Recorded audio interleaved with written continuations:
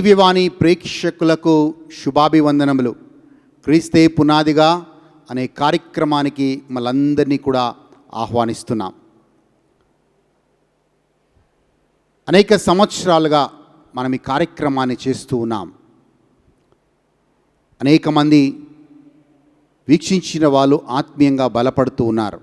ఈరోజు మనం కూడా ఈ వాక్యాన్ని వింటున్న మనం మరొకసారి దేవుడి సన్నిధిలోకి వద్దాం. ప్రభువా, మాకు కావలసిన ఆత్మీయ ఆహారం ఇవ్వు ప్రభువా, మాకు కావలసిన ఓదార్పుని ధైర్యంతో మమ్మల్ని నింపు ప్రభువా అని ఈ పాటని ప్రార్థనగా మార్చుకొని మనము దేవుని వాక్యాన్ని విందాం.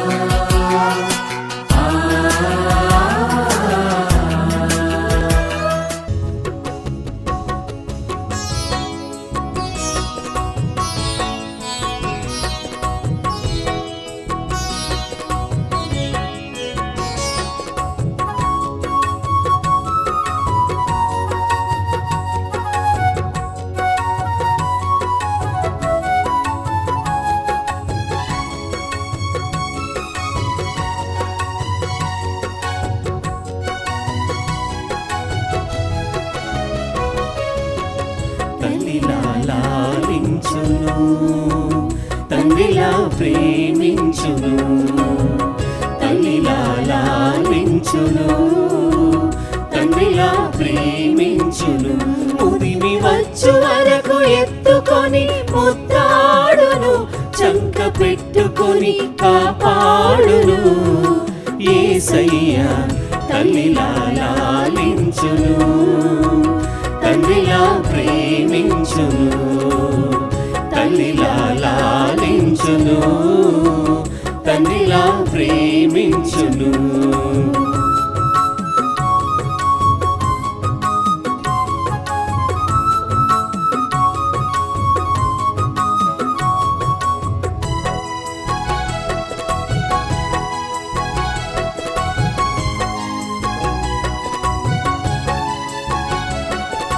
తల్లి అయిన మరచునేమో నేను నిన్ను మరువను, చూడుము నా అరచేతులలో నిన్ను చెక్కి ఉన్నాను.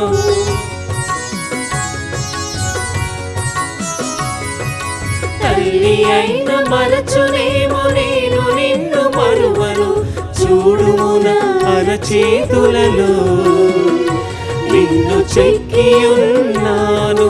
నీ పాదము త్రొట్టిల్లనీయను నేను, నిన్ను కాపాడువాడు కునుకడు నిదురపోడు అని చెప్పి వాగ్దానం చేసిన యేసయ్యా తల్లిలా లాలించును, తండ్రిలా ప్రేమించును, తల్లిలా లాలించును, తండ్రిలా ప్రేమించును.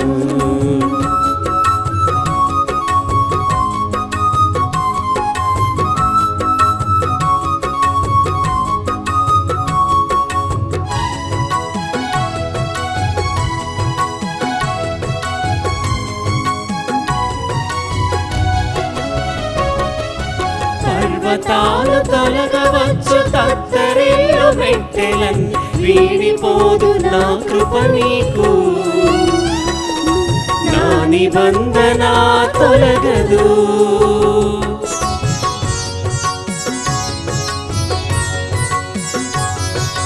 పర్వతాలు తొలగవచ్చు, తత్తరిల్లు మెట్టెలన్నీ వీడిపోదు నా కృప నీకు,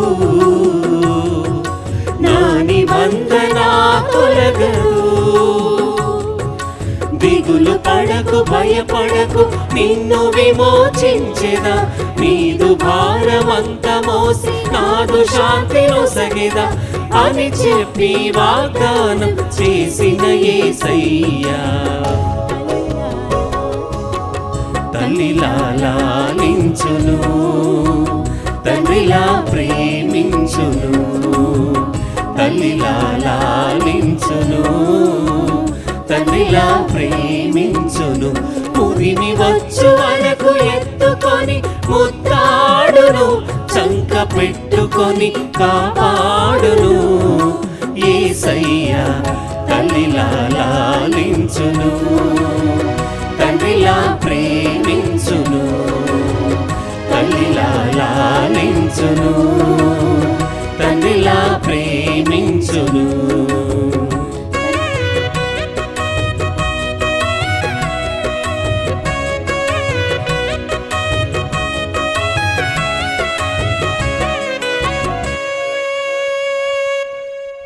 కళ్ళు మూసుకొని మనము దేవాతి దేవుని ప్రార్థన చేసుకుందాం. అతి పరిశుద్ధుడవు ఆయన తండ్రి, సర్వశక్తివంతుడు అయిన ప్రభువా, ఈరోజు మరొక్కసారి నీ సన్నిధిలోకి వస్తూ ఉన్నాం.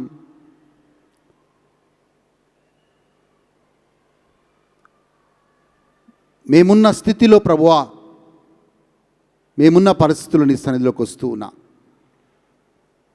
మమ్మల్ని హేరాళంగా దీవించమని, ఆదుకోమని, ఈ వాక్యం ద్వారా మమ్మల్ని బలపరచమని యేసు నామములో అడుగుచున్నాము తండ్రి. ఆమేన్, ఆమేన్.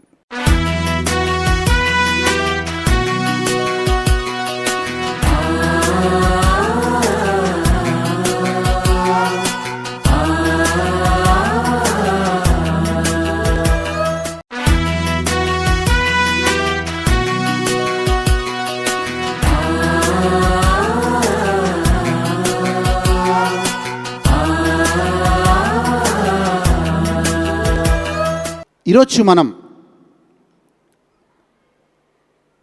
గత వారం మనం ఏమైతే వాక్యాన్ని విన్నామో దాన్నే మనం మళ్ళీ దాని కొనసాగింపుగా వాక్యాన్ని వినబోతున్నాం. అన్నీ అలుముకున్నప్పుడు, భయంకరమైన కష్టాలు వచ్చినప్పుడు నీ దేవుడు ఏమాయను అని ఒక స్వరాన్ని మనం వింటాం.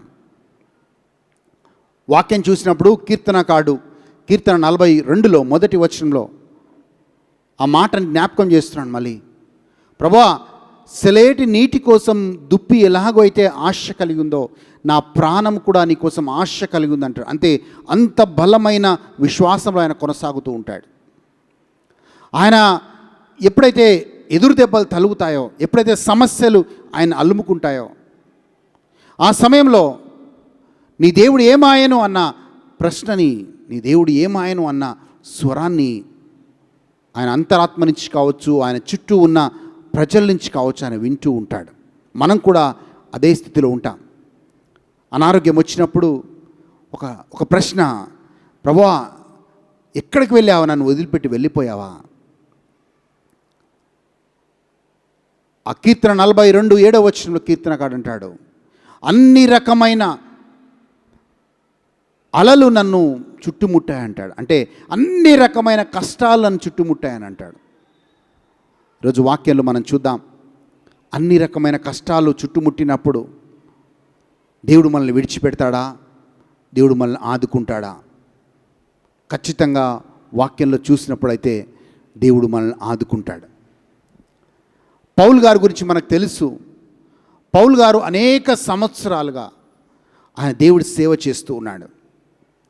అన్ని ఆపదల్లో ఉన్నప్పుడు పౌలు గారిని దేవుడు రక్షించాడు. మొదటి సువార్త ప్రయాణానికి వెళ్ళాడు, అనేక గ్రామాలకు వెళ్ళాడు, సువార్తని ప్రకటించాడు. రెండవ సువార్త ప్రయాణానికి వెళ్ళాడు, అనేక ప్రాంతాలకు వెళ్ళాడు, సంఘాలను స్థాపించాడు. ఇప్పుడు పౌలు గారు తన 3వ సువార్త ప్రయాణం చేస్తూ ఉన్నాడు. అపోస్తుల కార్యాల్లో మనం ఇవన్నీ చదవచ్చు. ఈ 3వ సువార్త ప్రయాణం ఆయన చివరి సువార్త ప్రయాణం. ఎందుకంటే పౌలు గారికి ఒక ఆశ ఉంది. ఆశ ఏంటంటే, నేను రోమా పట్టణానికి వెళ్ళి ఆ రోమా పట్టణంలో సువార్తను బోధించి చనిపోవాలి అన్న ఆశ ఆయనకి. కనుక ఆయన ఒక బందీగా ఉన్నాడు. ఆయన రోమా పట్టణానికి తీసుకొని వెళ్ళబడుతున్నాడు. ఆ ఓడలో ఈయనతో పాటు చాలామంది, వాళ్ళందరూ కూడా జైల్లో వేయబడ్డ ఖైదీలు ఉన్నారు. అలాగే వీళ్ళ కాపల కోసం చాలామంది సైనికులు ఉన్నారు. వీళ్ళు అనేక దినములు వాళ్ళు ప్రయాణం చేయాలి ఓడలో, కాబట్టి వాళ్ళు తినడానికి చాలా సామాగ్రి కూడా ఉంది. అనుకోకుండా ఆ సముద్రంలో పెద్ద తుఫాను వచ్చి పెద్ద గాలి వీచి ఆ యొక్క ఓడ ముందుకు వెళ్ళలేక ఆ గాలికి వెనకకి వెళ్తూ ఉంది. ఓడ ఒకవేళ గాలితో పాటు వెళ్తే చాలా సునాయాసంగా ఆ సముద్రంలో ప్రయాణం చేస్తుంది. కానీ అదే ఓడకి ఆ సముద్రంలో ఎదురుగాలి తలుగుతే వెనుకకి వెళ్ళడమే కాదు, ఆ ఓడ పటాపంచలైపోతుంది. మనం అదంతా కూడా సన్నివేశాన్ని అంతా కూడా అపోస్తుల కార్యాలు 27వ అధ్యాయంలో మనం చదవచ్చు. అక్కడ రాయబడుతుంది 14వ వచనంలో, ఆ గాలి బలంగా ఎదురుగా ఆ ఓడకి వీచినప్పుడు ఆ ఓడలో ఉన్న వాళ్ళందరూ భయపడతారు. మొదట ఆ ఓడని బరువు తగ్గించడానికి వాళ్ళకున్న ఆహారము ధాన్యం అన్నిటి కూడా సముద్రంలో పడేస్తున్నారు. అయినా కానీ ఆ ఓడ కంట్రోల్ కావట్లేదు. దాంట్లో పౌలు భక్తుడు ఉన్నాడు. వాళ్ళందరూ భయపడుతూ ఉన్నప్పుడు పౌలు మాత్రం ధైర్యంగా ఉంటాడు. పౌలు ధైర్యంగా ఉండి వాళ్ళందరితో మాట అంటాడు, అయ్యా, నేను సేవ చేసే దేవుడు ఒకడు ఉన్నాడు. ఆ దేవుడు తన దేవతని పంపించాడు. నా కోసం ఈ పరిస్థితిలో తన దేవతని పంపించి నాకు ఈ వాగ్దానం ఇచ్చాడు. ఏ వాగ్దానం అంటే, పౌలు, నీతో సహా ఈ ఓడలో ఉన్న వారందరూ కూడా సురక్షితంగా ఉంటారు, నువ్వు భయపడని అవసరం లేదు. వాళ్ళందరినీ కూడా కాపాడుతాడు. అపోస్తుల కార్యాలు 27వ అధ్యాయం 23 నుంచి 25 వచనాల్లో మనం చదవచ్చు. ఆ క్లిష్టమైన పరిస్థితిలో దేవుడు తన దేవతని పంపించి పౌలుని ధైర్యపరుస్తున్నాడు.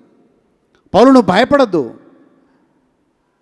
ఇంత ఎదురు గాలి ఉన్నప్పటికీ, ఇంత భయంకరమైన తుఫాను ఉన్నప్పటికీ, ఈ ఓడ పటాపంచలైపోయినప్పటికీ నీతో సహా ఈ ఓడలో ఉన్న వాళ్ళందరినీ సురక్షితంగా కాపాడుతానని దేవుడు వాగ్దానం చేస్తూ ఉన్నాడు.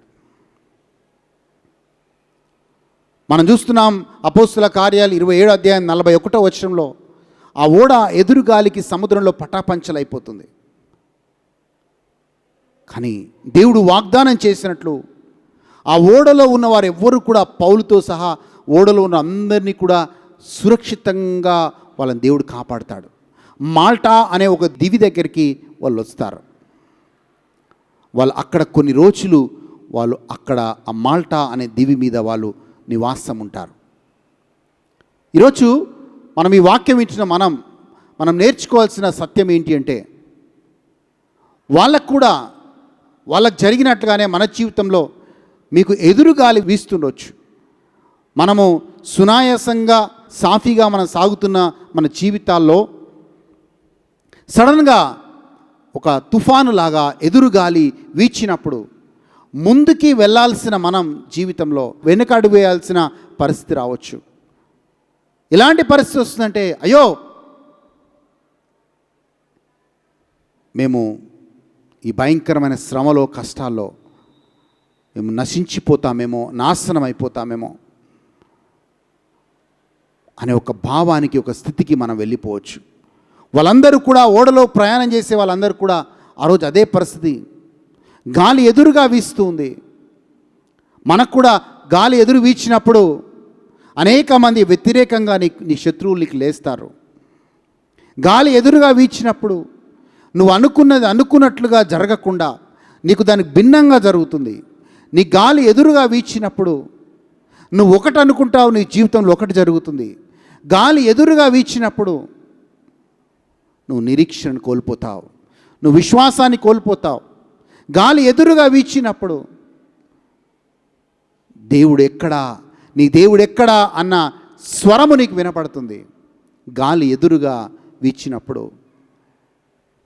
ఆ సిచ్యువేషన్కి, ఆ పరిస్థితులకి మనము బానిసలైపోయి ఇక ఏదైనా పర్వాలేదు, జరగని, ఏది జరిగినా పర్వాలేదు, మా అంటే చచ్చిపోతాం కదా, చచ్చిపోదాంలే అన్న ఒక నిర్ధారణకి మనం వస్తాం.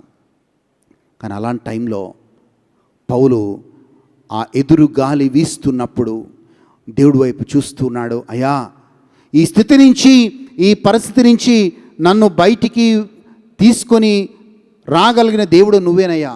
మా ఓడకి గాలి ఎదురుగా వీస్తుంది ప్రభువా, మేము ముందుకి ప్రయాణం చేయలేకపోతున్నాం.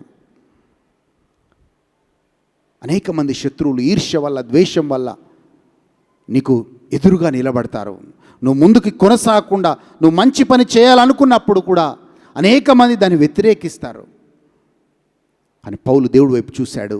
అప్పుడు అన్నాడు పౌలు, నేను సేవ చేసే దేవుడు ఉన్నాడయా. ఆ దేవుడు తన దేవతను పంపించి నన్ను కాపాడుతానని వాగ్దానం చేశాడు. నాతో పాటు మిమ్మల్ని అందరినీ కూడా కాపాడుతానని వాగ్దానం చేశాడు. ఎస్, ఈరోజు పౌలు దేవుడి వైపు చూసినప్పుడు ఎలాగైతే ధైర్యపు మాటని చెప్పి దేవుడు వాగ్దానం ఇచ్చి దేవుడు కాపాడాడో, ఈరోజు నిన్ను కూడా, నీ కుటుంబాన్ని కూడా, నీ సంస్థని కూడా, నువ్వు ఉన్న స్థితిలో దేవుడు నిన్ను కూడా కాపాడునుగాక. నిన్ను కూడా ఆ భయంకరమైన తుఫాను నుంచి, ఆ భయంకరమైన స్థితి నుంచి బయటికి తీసుకొని వచ్చునుగాక. దేవుడు ఆ రోజు పౌలుని, ఆయనతో ఉన్న ఖైదీలందరినీ కాపాడిన దేవుడు ఈరోజు నిన్ను కూడా కాపాడునుగాక. నువ్వు భయపడద్దు, నువ్వు అధైర్యపడద్దు. ప్రభా, ఇంతమంది నాకు వ్యతిరేకంగా ఉన్నారు, నేను గెలవగలుగుతానా? నేను పోరాడగలుగుతానా? నేను ముందుకు వెళ్ళగలుగుతానా?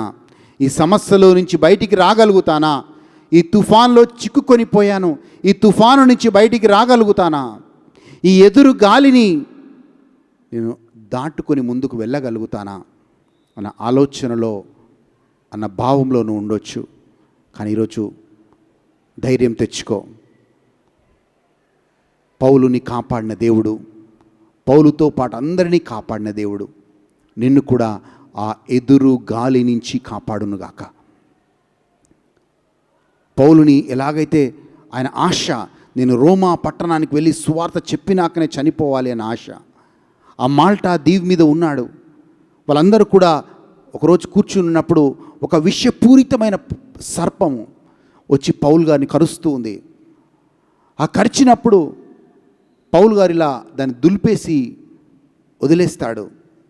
కానీ అక్కడున్న మాల్టా దీవి మీద ఉన్న వాళ్ళందరికీ ఆశ్చర్యం కలుగుతుంది. ఎందుకంటే ఆ విషసర్పం కరిస్తే ఎవరు కూడా బ్రతకరంట. కానీ దేవుడు పౌలు గారిలో ఉన్నారు కాబట్టి ఆ విషము కూడా పౌలు గారిని ఏమీ చేయలేకపోయింది.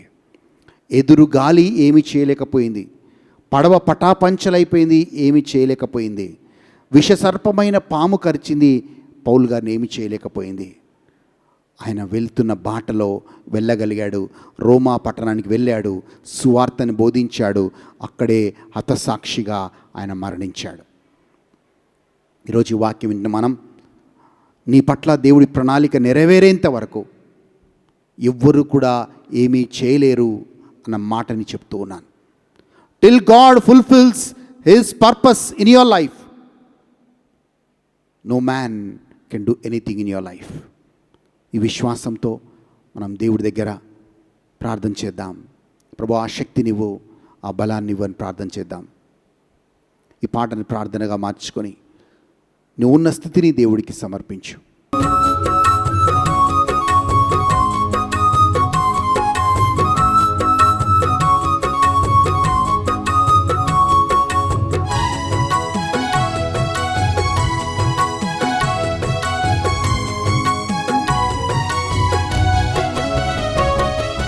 పర్వతాలు తొలగవచ్చు, తత్తరిల్లు మెట్టెలన్నీ వీడిపోదు నా కృప నీకు,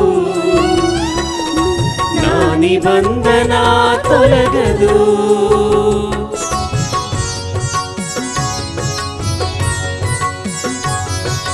పర్వతాలు తొలగవచ్చు, తత్తరిల్లు మెట్టెలన్నీ వీడిపోదు నా కృప నీకు, నా నిబంధన తొలగదు. దిగులు పడకు, భయపడకు, నిన్ను విమోచించెదా, నీదు భారమంత మోసి నాదు శాంతి నొసగెదా అని చెప్పి వాగ్దానం చేసిన యేసయ్యా. తల్లిలా లాలించును, తండ్రిలా ప్రేమించును, తల్లిలా లాలించును, తండ్రిలా ప్రేమించును. పురిమి వచ్చు వరకు ఎత్తుకొని ముద్దాడును, చంక పెట్టుకొని కాపాడును. యేసయ్యా తల్లిలా లాలించును, తండ్రిలా ప్రేమించును, తల్లిలా లాలించును, తండ్రిలా ప్రేమించును.